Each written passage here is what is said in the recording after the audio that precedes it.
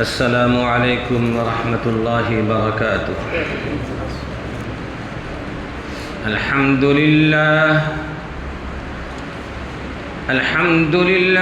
نحمده ونستعینه ونستغفره ونؤمن به ونتوکل علیہ ونعوذ باللہ من شرور انفسنا ومن سیئات اعمالنا من يهده الله فلا مضل له ومن يضلله فلا هادي له ونشهد أن لا إله إلا الله وحده لا شريك له ونشهد أن محمدا عبده ورسوله أما بعد أرسله بالحق بشيرا ونذيرا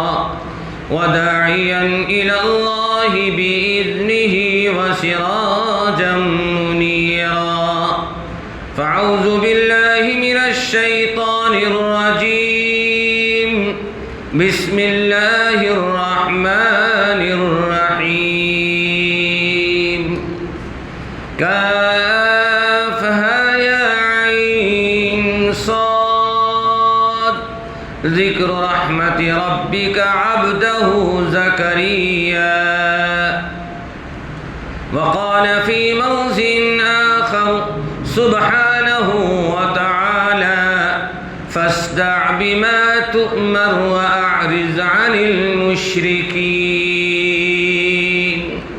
وقال النبي صلى الله عليه وسلم الإسلام يهدم ما كان قبلهم أو كما قال عليه الصلاة والسلام۔ برادران اسلام، بزرگان محترم، امت کے غیور نوجوانوں، تمام تر حمد و ثنا اور خوبیاں اس خالق و مالک کے لیے جس نے ہمیں اور آپ کو ایمان کی عظیم ترین نعمت عطا فرمائی، اور لاکھوں درود و سلام ہو امام الانبیاء خاتم الرسل جناب محمد الرسول اللہ صلی اللہ علیہ وسلم پر، جن کی محنت اور کاوشوں کے صدقے میں آج ہم سب مومن اور مسلمان ہیں۔ ایمان والوں کو، مومنین کو قرآن مجید نے بڑی بڑی بشارتیں دی ہیں، بڑی بڑی خوشخبریاں سنائی ہیں۔ اللہ رب العالمین کی طرف سے اعجاز اور اکرام ہوگا۔ بعض مقام پر اللہ تعالیٰ نے ایمان والوں متقیوں کو اس طرف ارشاد فرمایا ان للمتقین مفازہ، کہ متقی کامیاب ہوں، حدائق واعنابا، انگور کے باغات ان کے لیے تیار ہیں، وکواعب اترابا وکأسا دہاقا، جنت کی حوریں منتظر ہیں، انتظار کر رہی ہیں، اور جنت کے نہروں کے ایسے جام پلائے جائیں گے کہ پینے کے بعد کبھی دوبارہ پیاس زندگی میں نہیں لگے گی۔ جنت کے مکانات جو تیار کیے گئے ہیں یاقوت و مرجان سے، جس کا انسان تصور نہیں کر سکتا، خیال اور گمان نہیں کر سکتا ہے، اللہ اپنی عالی شان کے مطابق ایمان والوں کے لیے جنت میں محلیں بنا رکھے۔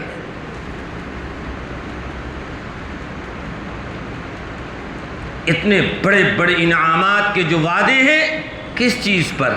اشہد ان لا الہ الا اللہ واشہد ان محمدا عبدہ ورسولہ، اسی دو لفظ پر کہ میں گواہی دیتا ہوں کہ اللہ کے سوا کوئی معبود نہیں ہے، اللہ کے سوا کوئی عبادت کے لائق نہیں، اللہ کے سوا کوئی بندگی کے لائق نہیں۔ اشہد ان لا الہ الا اللہ واشہد ان محمدا عبدہ ورسولہ، اور میں اس بات کی شہادت دیتا ہوں، اس بات کی گواہی دیتا ہوں کہ حضرت محمد الرسول اللہ صلی اللہ علیہ وسلم اللہ کے بندے اور اس کے رسول ہیں۔ جو شخص یہ دو کلمہ لے کر جائے گا انشاءاللہ ثم انشاءاللہ دخول جنت اس کے لیے لازم۔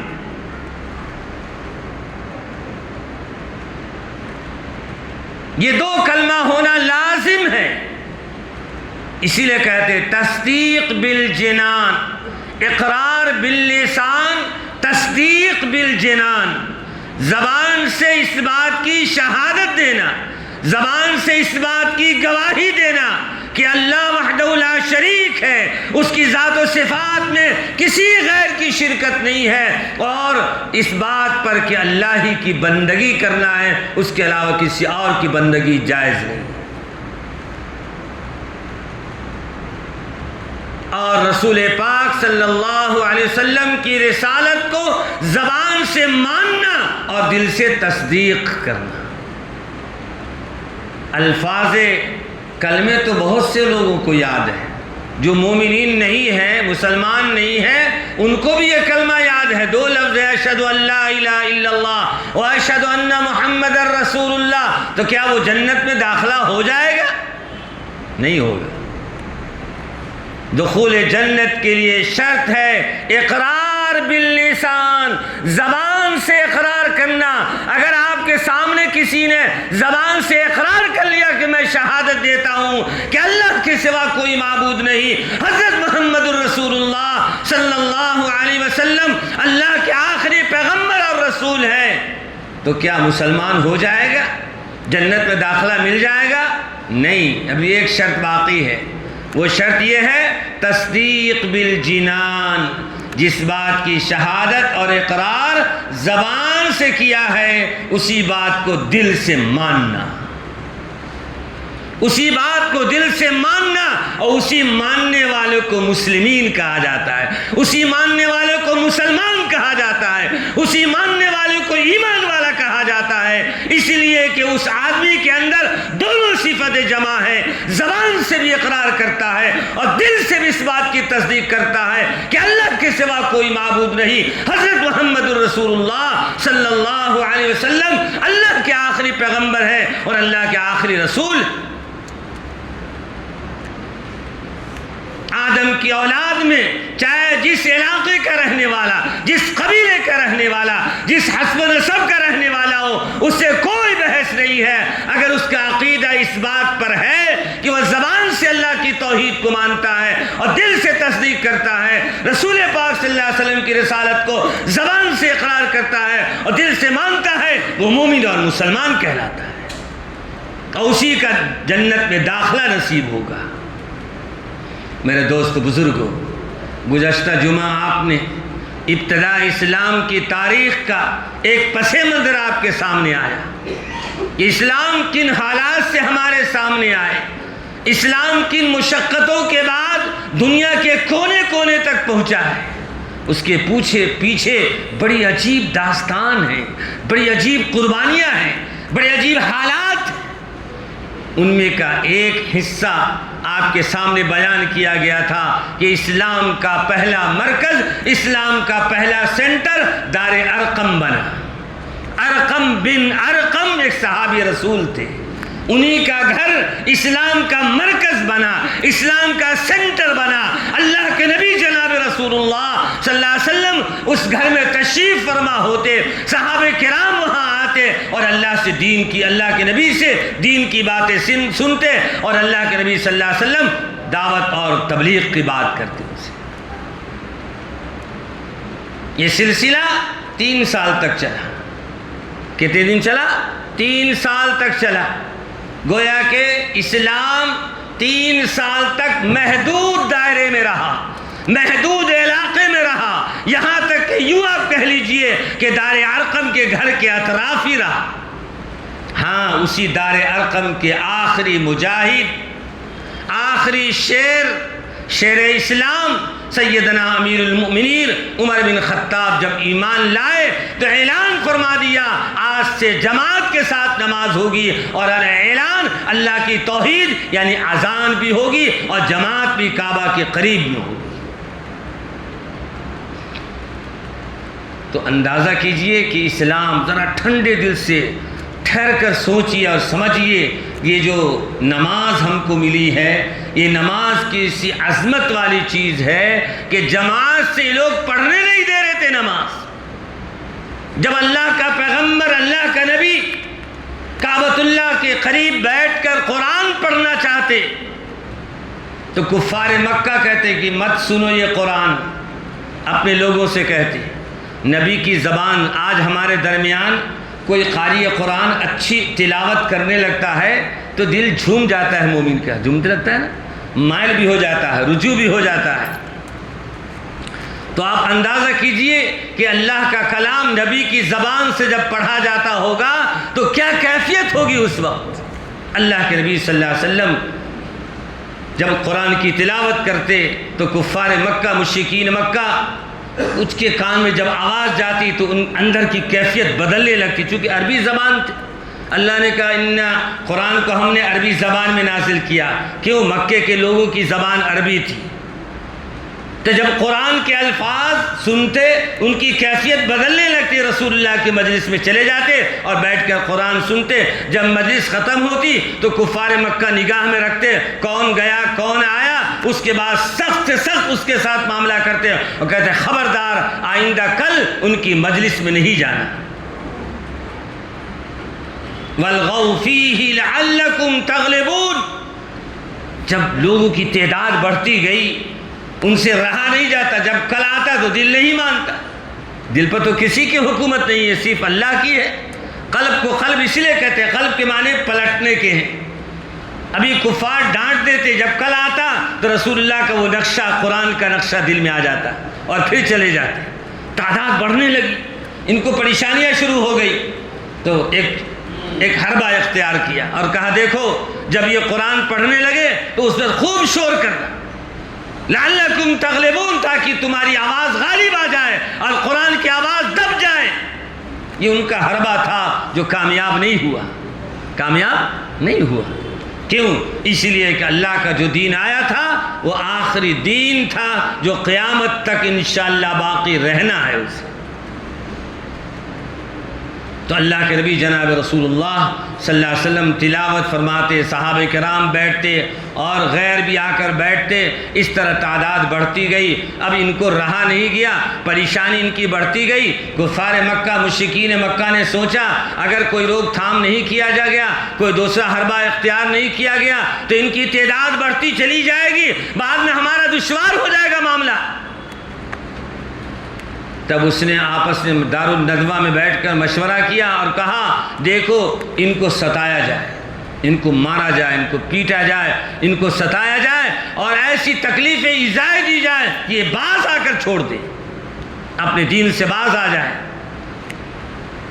اللہ کا حکم آیا، اللہ کے نبی جناب رسول اللہ صلی اللہ علیہ وسلم نے چند صحابہ کو فرمایا کہ دیکھو مکے میں رہ کر اللہ کے دین کے لیے دین کو پھیلانا بہت مشکل معاملہ ہو گیا ہے، اللہ کی زمین بہت وسیع ہے، چلو مکے سے نکلتے ہیں۔ تو آپ نے چند صحابہ کو اجازت دے دیا کہ تم لوگ مکے سے نکل کر باہر شہروں میں جاؤ اور اللہ کے دین کو پھیلاؤ جا کر۔ چنانچہ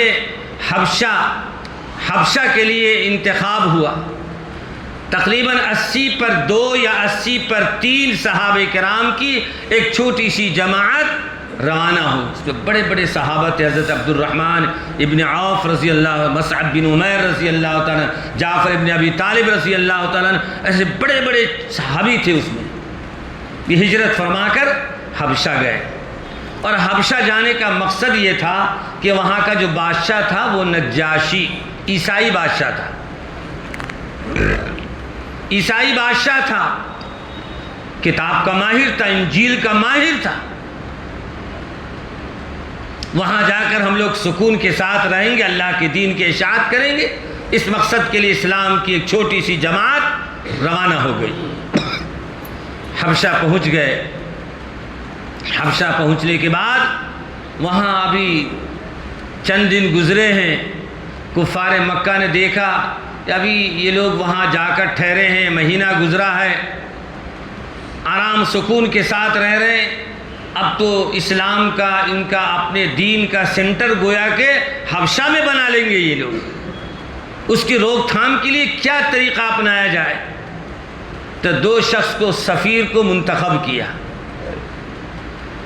2 شخص کو جو بڑا ماہر تھا کسی بادشاہ کے سامنے یا کسی بڑی شخصیت کے سامنے بات کرنے کا پورا کمال حاصل تھا، ایسے 2 شخص کو متعین کیا اور اس کے بعد بڑے بڑے تحفے اور قیمتی جواہرات دے کر روانہ کیا کہ جاؤ نجاشی بادشاہ کے سامنے بات کرو اور لوگوں کو واپس لے کر آؤ۔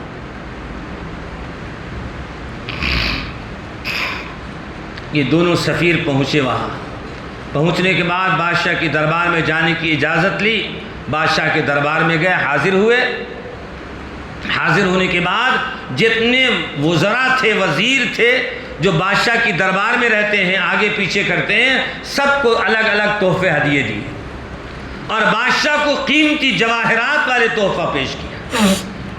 اور تحفہ پیش کرنے کے بعد کہا، اے بادشاہ یہ لوگ بھگوڑے ہیں، ہمارے شہر سے بھاگ کر آپ کے ملک میں آ گئے،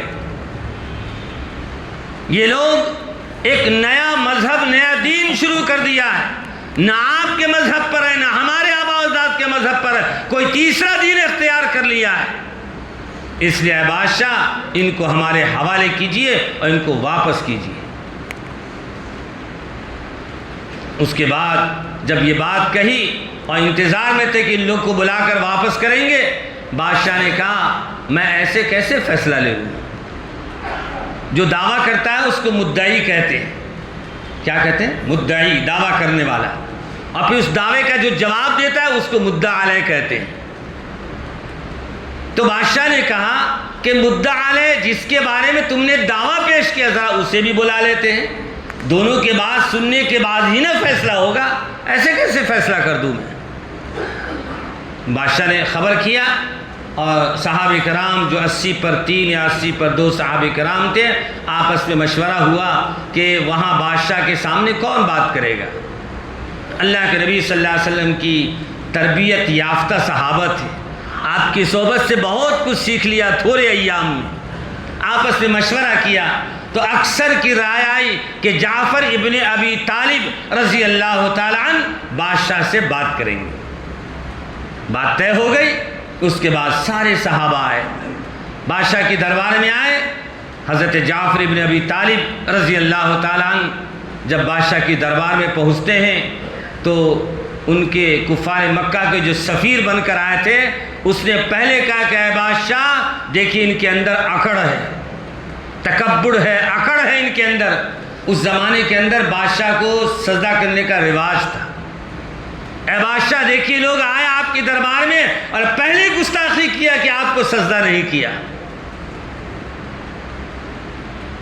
اس کے بعد حضرت جعفر ابن ابی طالب رضی اللہ تعالیٰ کھڑے ہوئے ہیں۔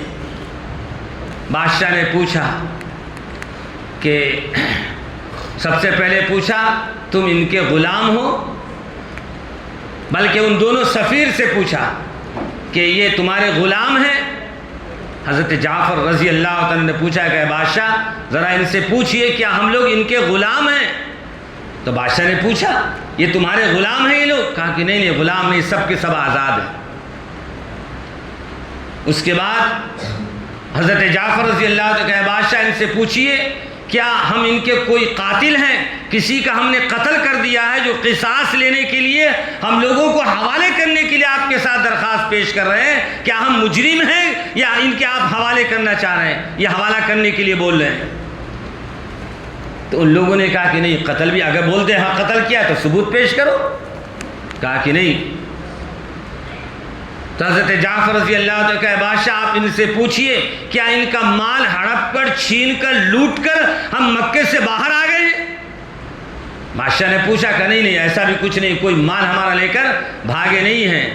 تو حضرت جعفر رضی اللہ عنہ کہا اے بادشاہ پھر مکہ میں ان لوگ مجھے اذیت پہنچائے، تکلیف پہنچائے، اور اس کے بعد جو ہے مجھ سے رہا نہیں گیا، تو میں نے یہ فیصلہ کیا اور ہم لوگوں نے مشورہ کیا، اور مشورے کے بعد میں نے بہتر سمجھا کہ حبشہ جائے اور آپ کے ملک کے اندر ہمیں چین اور سکون ملے گا، اور یہاں آ کر ہم قیام کریں، اس لیے میں نے ہجرت کر کے وہاں سے حبشہ آئے۔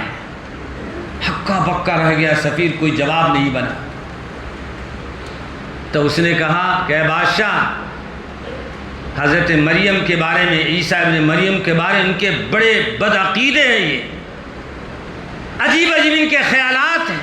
چونکہ سفیر جو تھا بڑا دماغ والا تھا، اس نے سوچا کہ اس حربے سے اگر ہم کامیاب ہو جائیں گے، اس سے کہ بادشاہ عیسائی ہے اور عیسیٰ ابن مریم کی جب خلاف بات کہیں گے تو بادشاہ ان کے خلاف ہو جائے گا۔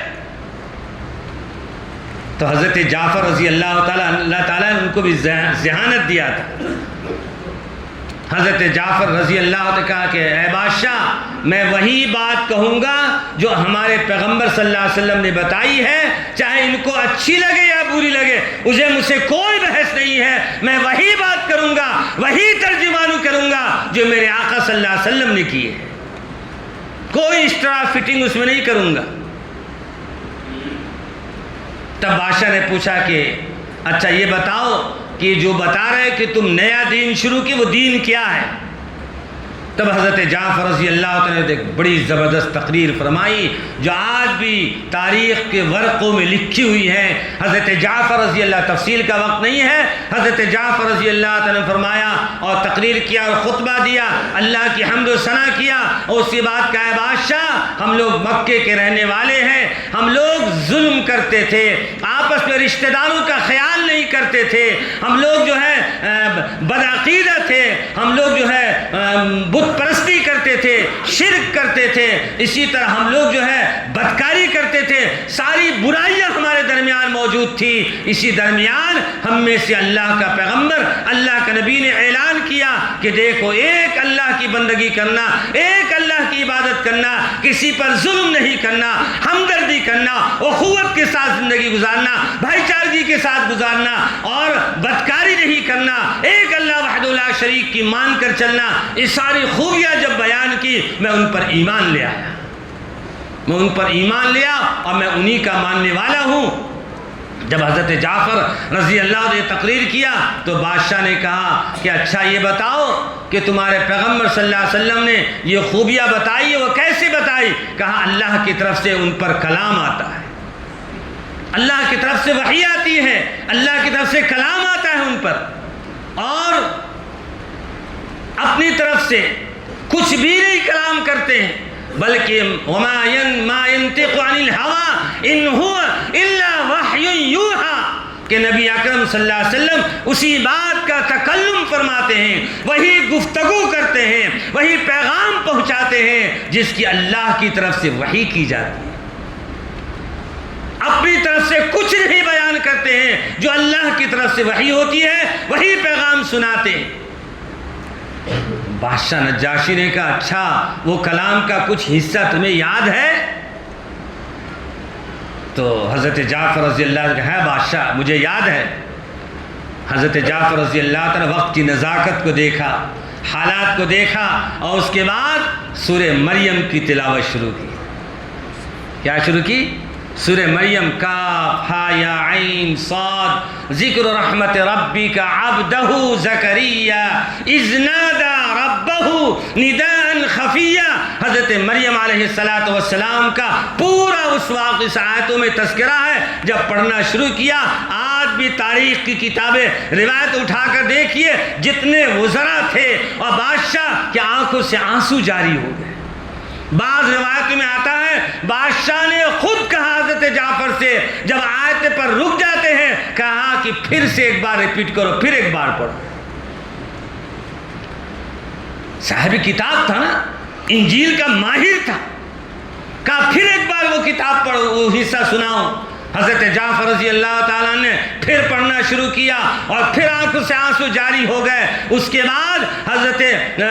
بعد نجاشی بادشاہ نیچے جھکا اور ایک تنکا باریک سا اٹھایا اور ایک تنکا منگایا، اور تنکا اٹھانے کے بعد مخاطب ہو کر کہا دیکھو ایک تنکے کے برابر بھی اس کے دین میں کوئی فرق نہیں ہے، یہ وہی شمع ہے جو حضرت عیسیٰ علیہ السلام پر آئی۔ یعنی جیسے اللہ کے پیغمبر، اللہ کے نبی حضرت عیسیٰ نے اللہ کی توحید کی دعوت دیا ہے، اس دین میں بھی وہی خوبی نظر آ رہی ہے، اس دین میں بھی وہی کمال نظر آ رہا ہے، وہی پیغام نظر آ رہا ہے جو عیسیٰ ابن مریم کے کلام میں نظر آئی تھی، جو اللہ کی کتاب انجیل نازل ہوئی۔ اب سارے وہ سفیر ہکے بکے رہ گئے، لاجواب ہو گئے، اور اس کے بعد کچھ نہیں بن پایا۔ بالآخر مجبور ہو کر نجاشی بادشاہ نے اعلان کیا کہ وزراء سے اعلان کیا جتنے تحائف لے کر آئے، تحفے لے کر آئے، گفٹ لے کر آئے ہیں، سب ان کے ہاتھ میں واپس کرو اور تم لوگ یہاں سے چلے جاؤ۔ حضرت صحابہ کرام سے فرمایا اطمینان اور سکون کے ساتھ تم لوگ ہمارے اس ملک اور دیش میں رہو اور اپنے دین پر قائم رہو اور باقی رہو۔ میرے دوستوں اور بزرگوں، یہ واقعہ سنانے کا مقصد یہ ہے کہ اسلام کن حالات سے گزرا ہے، تدریجی طور پہ اسلام پھیلا ہے۔ ایسا نہیں کہ سیدھا ایک بار ہمیں مل گیا ہے، بلکہ اسلام بڑے بڑے حالات کے ساتھ گزرنے کے بعد اللہ تعالیٰ نے تدریجی طور پر اسلام کو آگے بڑھایا اور اسلام بڑھتا گیا، بڑھتا گیا۔ دشمن مقابلہ کرتے رہے لیکن اسلام بڑھتا گیا۔ اسلام وہ پودا ہے، کاٹو تو ہرا ہوگا، جتنے ہی تراشو گے وہ اور سوا ہوگا۔ تم تراشنے کی کوشش کرتے رہے، اللہ اسلام کو بڑھانے کی کوشش کرتے رہے۔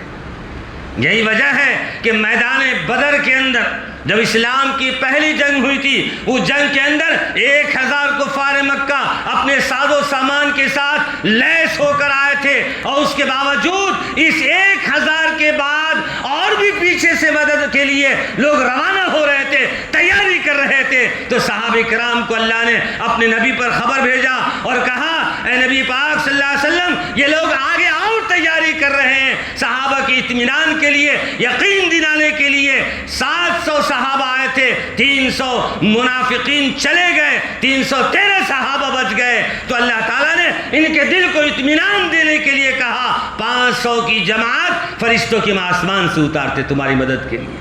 روایت میں آتا ہے بعض صحابہ نے اپنی آنکھوں سے بدر کی سرزمین پر حضرات فرشتوں کو دیکھا کہ سفید پگڑی باندھے ہوئے اور آسمان سے قطار بن کر اتر رہے ہیں۔ اللہ تعالیٰ ذرے کو چاہے خورشید کر دے، ذرے کو چاہے خورشید کر دے، صحرا کو چاہے گلزار کر دے، سب ایک قطرہ تو ہے سمندر۔ اللہ اکبر، اللہ اکبر۔ اللہ تعالیٰ بغیر فرشتوں کو بھی چاہتے ایک ہوا چلاتے اور ساروں کو فنا کر دیتے، لیکن اسباب سے دنیا چلاتا ہے۔ اللہ نے اسباب اختیار کیا اور فرشتوں کو اتارا اور صحابہ کی مدد فرمایا۔ اس لیے کہ صحابہ کرام استقامت کے ساتھ تعداد پر نہیں گئے اور ساز و سامان پر نہیں گئے۔ یہ نہیں دیکھا کہ ان کی تعداد اتنی بڑی ہے، ہزاروں کی تعداد میں ہے، ان کے پاس گھوڑے اتنے ہیں، ان کے پاس اسباب اتنے ہیں، بلکہ ان کا بھروسہ اللہ کی ذات پر تھا، اللہ کی ذات پر تھا کہ اللہ کی مدد ہمارے ساتھ ہے، اللہ کی مدد ہمارے ساتھ ہے۔ جب اللہ کی مدد ہمارے ساتھ ہے تو انشاءاللہ ثم انشاءاللہ اللہ ہمیں ضرور کامیابی دے گا، اللہ ہمیں ضرور کامیاب بنائے گا۔ تاریخ نے دیکھا، دنیا نے دیکھا کہ 313 صحابہ نے ہزاروں کے چھکے چھڑا دیے اور میدان چھوڑنے پر مجبور کر دیا۔